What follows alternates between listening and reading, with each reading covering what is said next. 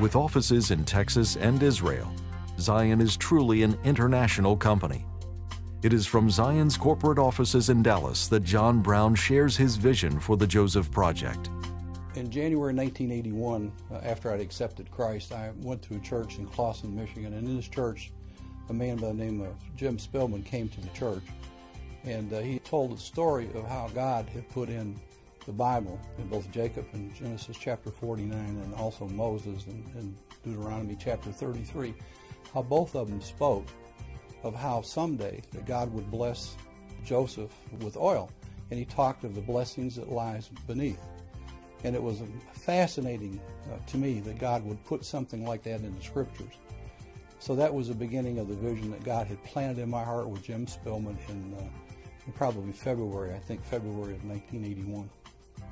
This project, first the excitement of it is that it's the spiritual journey that I believe that God has chosen for my life. I believe it's God's will for me to go to Israel and to help Israel become energy independent.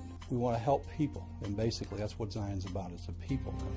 Within the company, we say the geology has confirmed the theology. There is a lot of science.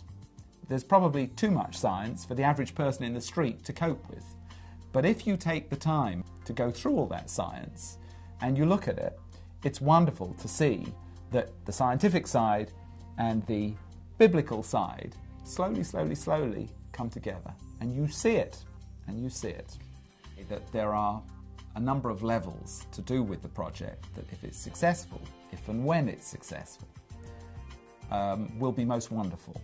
Number one, I have to say the idea that John came to this country with nothing but a Bible in his hand, and he put a finger on his map and was told by people, "You're a lunatic," and then said, "I may be, but do some work for me." Glenn Perry, our president, our chief operating officer, he drills oil wells, and he said to John, "I don't think so." And John said, "Well, just look at this."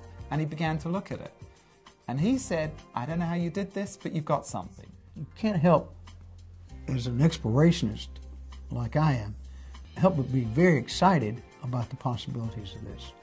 Even if we find some of what's possible, it will impact the state of Israel for the next 20, 30 years.